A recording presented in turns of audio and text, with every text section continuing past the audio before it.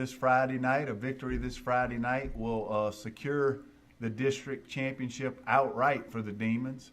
But there's a lot of other things to play for as well. And Coach, how does it feel in year 2, competing for a district championship? Oh, it's great, Coach. But I mean, it's the reason I wanted to come here when things worked out in my favor. I mean, again, we talk about a lot about how you had this program, and it was important when I got here to get it back there. And we're not quite back there yet because you guys played really good defense. But winning is winning, and winning breeds winning. And so to get it back in year 2, I told the guys yesterday, I had an interview with Gridiron, and they asked me, how did we flip it so quickly? And I said, really, the answer's simple. It's just hard work in the weight room and hard work in the classroom. And so we were able to put those two things together. It's a school that's traditionally had talent. It's a community that traditionally has loved football. So the rest of it was just a work ethic, and I think we've instilled that back in our players. Yeah, I agree, Coach. And the experience that you had coming in and establishing that off season with our student athletes, probably one of the best off seasons they've had in 10 years. And obviously that's attributed to the program that you instilled with our players, and it's paying dividends now. And we go on the road at Pearl River. We talked last week, about some of the challenges we were facing. We had a starting safety who's a senior. He couldn't play. We had another senior linebacker injured. When teams start to generate those first downs, and really first downs, the first play of the game, they ran back a kickoff return for a touchdown. Right. And what's ironic is I heard y'all at practice Thursday saying, you got to squeeze in the middle, you got to squeeze in the middle. And sometimes you work things, you talk about things, but there's no substitute for experience in those situations. Well, Coach, the first thing, I don't think people realize how good our district is in football. We have some really, really good football players in our district. And the 3 kids we ran into Friday night offensively are exceptionally good football players, the running back, the wing back, and the quarterback. And the quarterback's only a junior. And then defensively, those guys were big. They had some really talented kids, 2 and 44 were really good football players. And, the district is really good. So for us to win the games we're winning, we're beating good people, which is why we're the number 1 ranked PowerPoint team. The second thing is it's yet another homecoming week we had to deal with. It was their homecoming. We had to deal with an injury at one level and a senior sitting out at another level. But don't think, and you know this, anybody that knows sports, don't think momentum isn't real. We have the ball 28-12. We're up with the ball at midfield with 3 minutes to go in the half.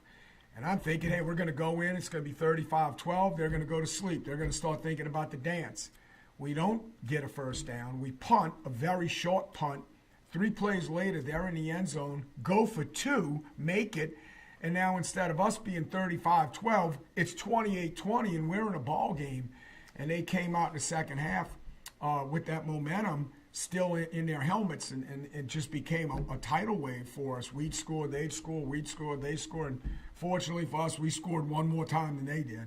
Right. So in the score, just what you said, it always kind of felt like we were in control of the game. Right. I've always heard, I heard Nick Saban say it, and I believe it. When you go up 3 scores, you have a tendency to almost break the will of your opponent. Right. So we were almost there, a couple times, and it just – but came away with a win, a hard-fought one. The first half, like you said, going into halftime, I think they scored. And then we come out in the second half, get a pretty good return, and then I think the first play get a big gain, and the second play score a touchdown. Correct, right. And so throughout the second half, we had 3 opportunities to go up by 3 scores and didn't. And not only did we not do it, they came back and made it a close game because they went back and scored again. So, it was just one of those games where you always felt like you were the better team, but you were never quite able to get the game put away. And you've been in those games where maybe the lesser team wins it because the better team doesn't take advantage of the opportunity to put them away. But we were good. We were fortunate enough. We were good enough on certain plays defensively. And then offensively, our guys that made plays to Micus McLean and Jacob and Connor and Cy. We finally got the tight end involved a little bit. So we were able to be a little bit more diverse. And, you score 49 points, you should win. Right. Yeah, it was a good win on the road against Pearl River's a playoff football team, right. And got some athletes and, like you said, some talented players who are capable of making explosive plays, which they did. And I heard you talk a little bit this week. We talked about maybe an injury at linebacker and a senior free safety not playing. Also I heard you talking with Coach Ginn about the importance of getting some bodies in and out of the game on the D-line. Right. Our first 3 D linemen do a great job of sort of holding the front. But when teams start getting first downs and there's that 6 and 7 and 8 play drive, those guys get fatigued. Right. And I heard you, talking to him about, hey, let's get some of these other I've heard a guy one time say that the defensive line position requires more effort and energy to play because of what they deal with. And if you look on Saturdays and Sundays or even, Friday nights, a lot of these good football teams play 5-6 guys up there. Yep. And one of our Achilles heels defensively, because we got a couple, but one of them is we don't have tremendous size up front. Ricky Smith, our nose guard, is about 255, 260, but he's flanked by 2 guys that are 220. And we've gotten in some ball games the last couple of weeks. Well, heck, it seems like every week where we're playing 280, 290-pound offensive tackles. And, they're getting worn down a little bit. So Coach Ginn and I talked about getting a rotation in there, getting some guys in there, doing it, let field position dictate it, let the score dictate it. Because I do think with the win tomorrow night, we got a lot of football left there. We still have a half a year of football left in us if we can continue to hold on to that number 1 seed.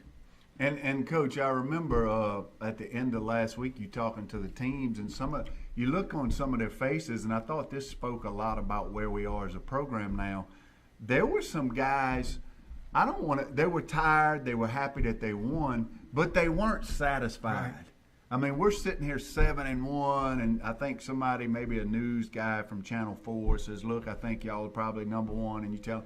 But our guys were not satisfied, and that's because now they're starting to develop and create an idea of what that standard is, that level of performance that they strive to get in a game, and they weren't real happy. No. And so that speaks a lot, Coach, about culture. I agree, Coach. We'd won 6 games in a row, and after that game Friday night, you'd have thought the streak was broken. and you said it, and I have said it, it's hard to win. And we have won 6 in a row. Hopefully, tonight 7. But we talk more about the big picture than I think just looking at Loranger. Not only do we clinch the district title, but a win tonight, we clinch a bye. 8-2 is going to give you one of the top 4 seeds. Now, obviously, we want to finish 9-1 because we'll be the number 1 seed. Because I put all the numbers together, looking at who Lutcher has to play, who Iota has to play, who Iowa has to play, who Plaquemine has left to play, who Franklin Parish has left to play. We're playing teams with more wins. So a win tonight and a win next week against Hannon, we're a lock 1 seed. But a win tonight, we're going to be a top 4, and we get that first round bye. And that's important, something now with the byes in the high school playoffs and the rankings.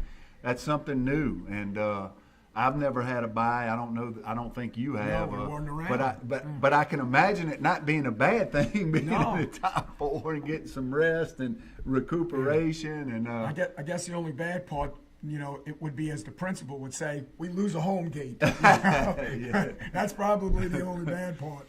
So we go down there, Coach. We make the plays we need to make. We leave with a victory, taking back that number 1 seed. And when we return, we'll move forward and discuss, what we have to do to seek success here tonight against Loranger. Coach, that's a pretty good connection right there. Yes, it is. Let me see that.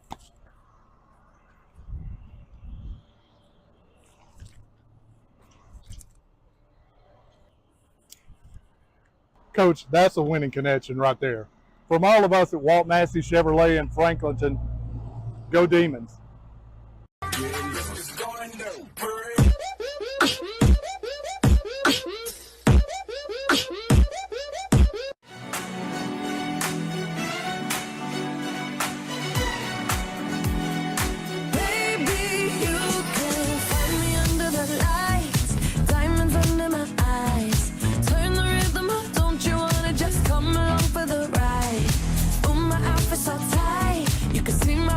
Tonight, I can take the heat, baby. Best believe that's the moment I shine.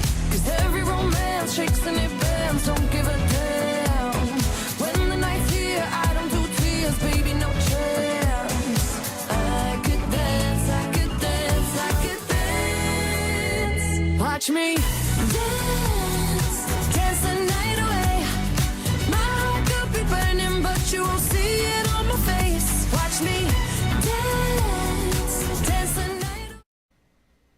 All right, welcome back. Coach, tonight Loranger comes to town, coming off a big victory at home against Lakeshore.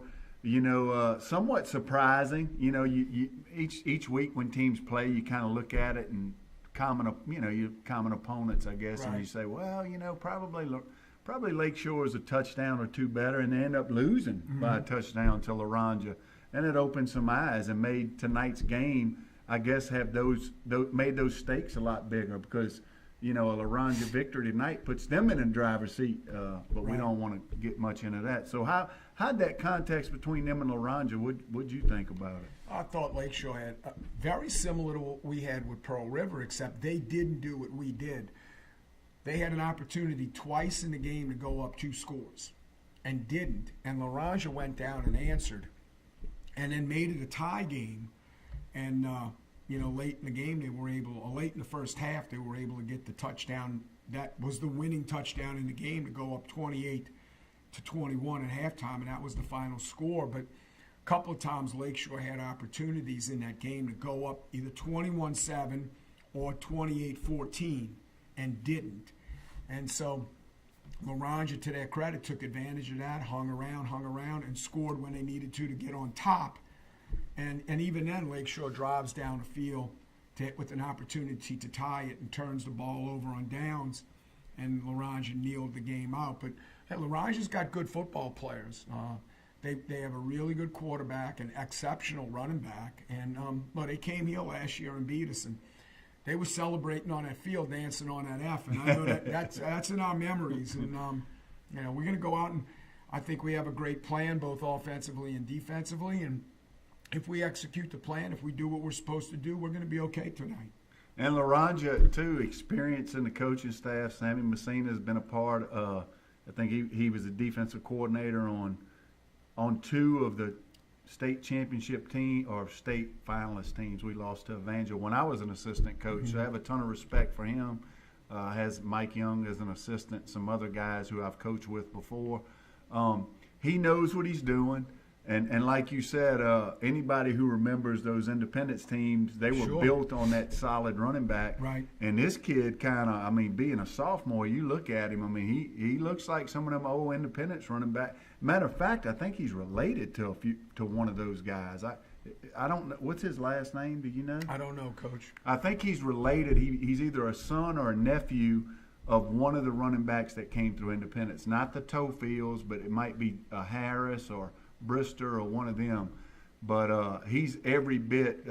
He's a solid running back. He gets on the perimeter and he can outrun everybody on the field. There's no doubt, and he did it to us last year. He had 390 yards on us last year as a 9th grader, and you know, we're a different team than we were a year ago. They're a different team than they were a year ago. I thought today when I was driving in, it was celebrating that win. They had beaten a 3-6 team, and they wound up going 4-6, and so.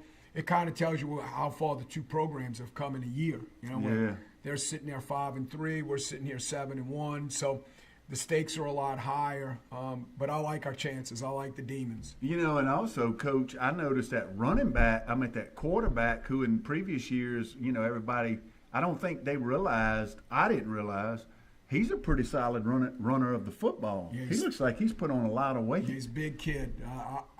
I haven't seen him I saw him during the summer in some 7-on-7s, but he's put on some muscle and some weight since the summer. So it's going to be a tough contest. They're good up front with their initial strikes offensively.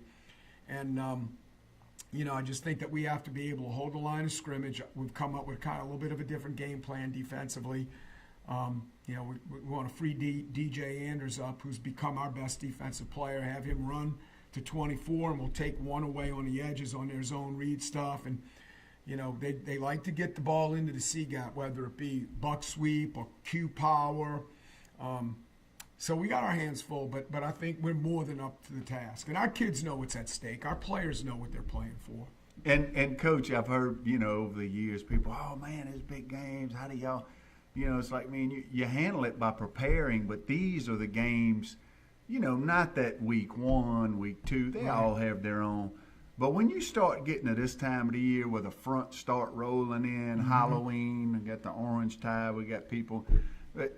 This is the time of the year that we live to play for. Absolutely. Right? We relish this. Oh, it's a big game. That's right. Bring on the big game. Right. We want the big game. You only feel that pressure in the big game when you're not prepared. And I feel like you and your coaches have done a great job of preparing our kids this week. The energy's there. The focus is there.